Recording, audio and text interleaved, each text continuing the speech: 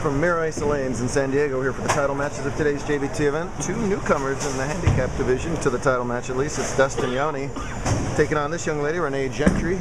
Someone's going to win their first handicap division title here. We're bowling on Cheetah. Right up the corner's how to play, and that's how to strike on Cheetah. Renee was the number 2 seed coming into this Survivor segment. Trevor Thompson, the top seed, lost early, and Renee has just been in cruise control here, easily getting by all of her Survivor matches here to the top seed. She's still got another game after this. She's also the number 2 women's seed. She'll be playing Ashley Dunn for the girls' title right after this. Oh yeah! Nice smile for a nice double for Gentry. She's giving the handicap in this. She's got to beat Dustin by 28 pins to win the match. 27 to tie.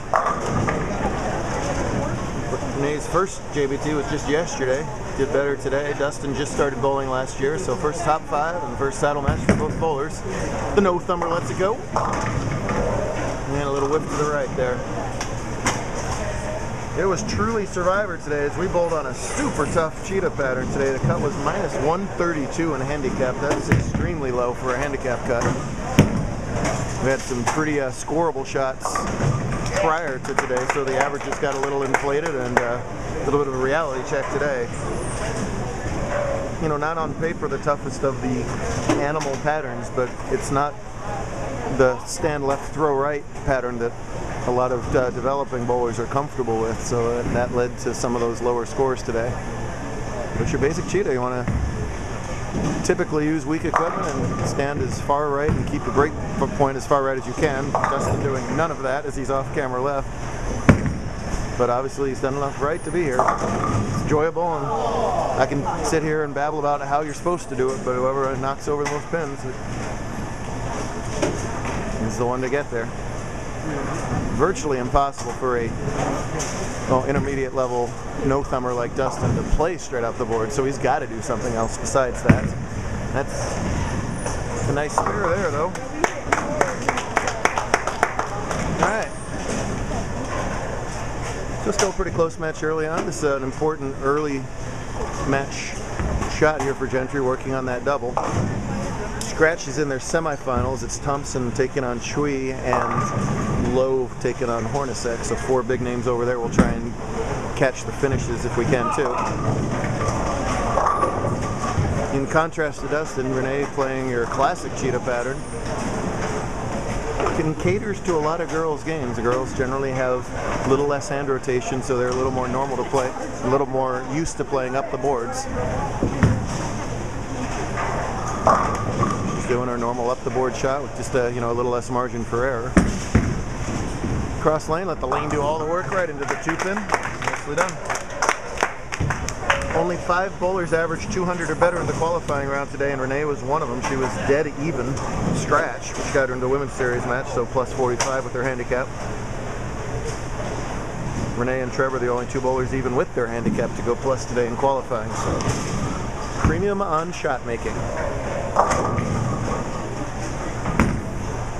That's a pretty good shot right there. Oh, no! That was better than pretty good. That was perfect. Solid 8. Yeah, but their fans didn't go, "Ooh," or whatever noise you made. It's a difference. That's Dustin's dad, who sounded like he got shot when Dustin left a solid 9 earlier. Don't blow the spare. Woo! Almost did. You cannot get soft with your ball speed, or else everything will hook right back. Bad break at the solid 8, but 9 spare, 9 spare is not a bad couple frames on this right here. Dustin, whose bowling shoes have had a long journey to get here. He left them at Barstow, they ended up in Seattle, they finally got back to California. Here they are. Spare working for him in the 6th frame. Got a hook. Ow! Jump! Spin! Jeez! Little love! Quite got it.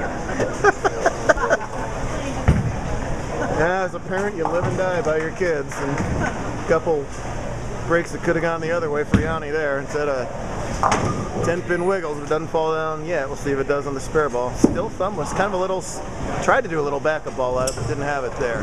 So he's got 90 through 6. He's trailing by 27, and that's the handicap difference. So Renee's made up that handicap difference now, so advantage Gentry, but still 4 big frames to go. I just figured out why Tampa Bay is losing. They just repainted this place in Carolina colors. That's unacceptable. Double dribble from Dustin that time. No! And there he gets a break back. Little break back the other way at the Brooklyn for him. He's relieved, I think.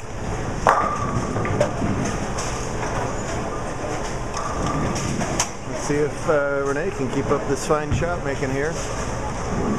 Spare working into 7, leads by 27 and giving 27, so it's an even match as it stands. That one's wide.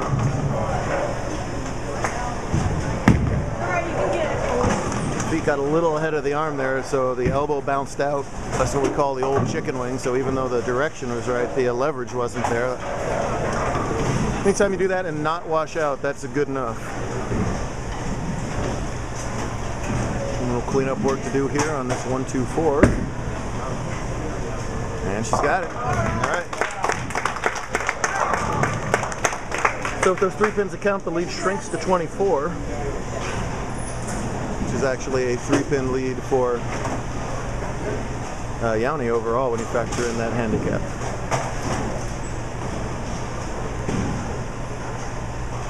And tall girl takes up most of that approach. 4-step delivery, real nice follow through. Chicken wing again though, but again avoids the washout. Get nervous in these title match situations. You're the only ones bowling. I'm sitting back here talking about you. Sometimes those feet can get a little fast. And that's the result almost every time. Tree leads in his match over there. Hornacek and Low. It's Low in the lead. Look out. Oh, wow. Pretty fortunate to get the 4-pin out there. It's a close match. Part 2 should be an exciting finish.